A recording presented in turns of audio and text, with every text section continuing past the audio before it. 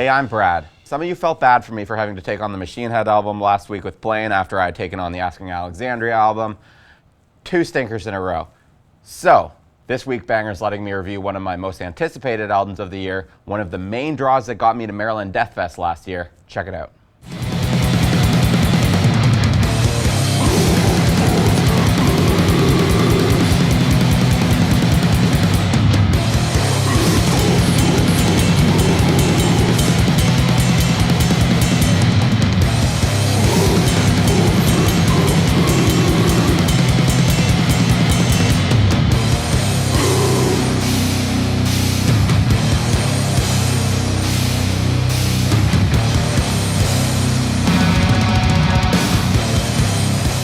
Your favorite death metal lumberjack who has never actually chopped down a tree is back this week with some more death metal.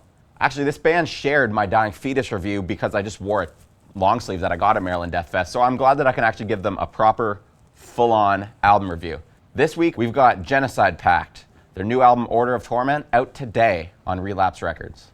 These guys are from Washington, D.C., and they're made up of 2/3 of DOC, a grindcore band which it stands for Disciples of Christ. So you might think grindcore, their death metal is going to be punishingly fast, but that's not really the case. It kind of plods along here more similar to old school death metal, maybe a little bit leaning on the death doom side of things, but, you know, emphasis on the death, capital death. I mean, capital death makes sense with a hard fucking band name like Genocide Pact. This is their second studio album after 2015's Forged Through Domination, which came out on A389. I was a little bit worried since that label is inactive now, but thankfully, Relapse was smart enough to pick these guys up. I love that last one. I love their performance at Maryland Death Fest, so I have high hopes for this album.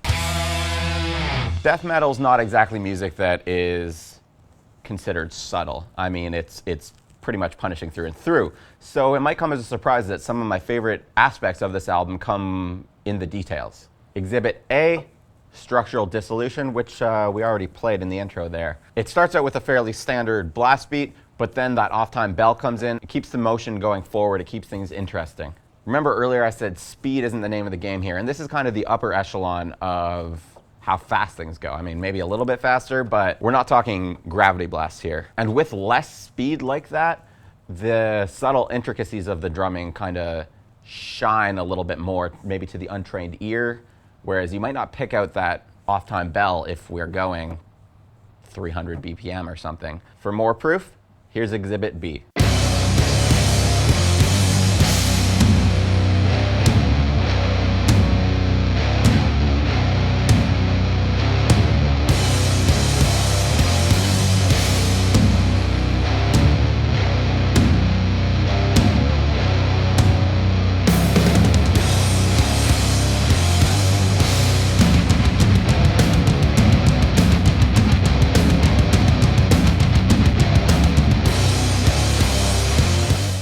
Some more percussion that's just off the beat, this time on the toms, and then it turns into a build-up, which is something that I find these guys are great at. They know exactly how long to lock into a riff for to keep it going until you're like almost wondering, are they gonna switch it up? And right when you're about to be like, all right, switch it up, guys, they beat you to it and they pull out. Another subtlety present on this album, a lot of palm mutes, which are really used for emphasis on these crushing riffs. But all of these subtleties are in direct contrast to the vocals, which are just cavernous bellows. And on their second album here, they sound a lot more sure of themselves when they're going into the slower, more doomy parts. We're definitely still closer to Capital Death than we are to Doom. It's more early Asphyx, early Autopsy than it is the Peaceville 3. There are also elements of bands like Benediction, Bolt Thrower, Incantation, and some of the Stockholm sound. Beyond all the aforementioned, I'm hearing a different band in this next clip.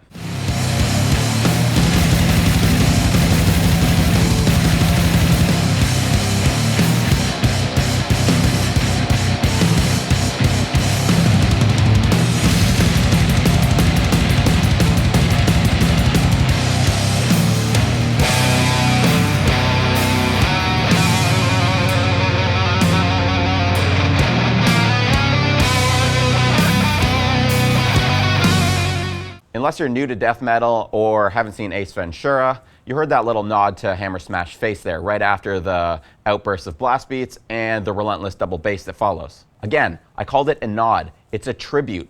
This song isn't dependent on this riff. It's not the backbone. It comes in as a nice little wink wink to those who know, and then it gets out. Sure, the band could have thrown in some grindcore similar to Disciples of Christ or other band, or maybe some thrashier elements similar to the drummer's other band, Red Death, but they didn't. And maybe that's exactly why this album shines, because it's focused. It does what it does, and it does it very well. Between these guys, Gatecreeper, Mammoth Grinder, Relapse Records is really making a bid to be the Roadrunner Records of the early 90s in the late 2010s. Relapse is releasing some of the bands who have the best opportunity to transcend the underground. For me, Order of Torment is the best release of the first quarter of 2018. And you might be thinking, well, hey, it's only February. And yeah, that's true. But as metal editor at Exclaim and a contributor to Overkill Reviews, I hear stuff well in advance of its release date. I've heard stuff towards the end of March, and this still maintains its status at the top. And it'll probably make my year-end list. So for that reason, I'm giving it a solid 4 out of 5 skulls on Overkill Reviews. This is the part where I'm going to tell you what you're going to do with the next 2 minutes of your time. You're going to click subscribe if you haven't yet. You're going to leave a comment and tell us what you think. You're going to go to BangerTV.com and leave your own skull rating, so I know that I'm not alone in loving this album. So I've got to give some shout outs to some stuff coming out next week, because we aren't putting out any videos because the Banger crew is going on 70,000 tons of metal. And I have to say this despite the fact that they won't fucking bring me. My personal recommendation for next week, Harm's Way's Posthuman. This band has never let me down with their super groovy, super metallic hardcore, and I'm sure this will be no different. Other albums of note, Therion's putting out a 3-hour concept album, which I'll never listen to because I don't got 3 extra hours, and Legend of Seagullmen is a super group with members of Tool and Mastodon, which is probably a lot better than a seagull shitting on your skull. So, we won't see you next week. See you the week after. Next week, you're on your own.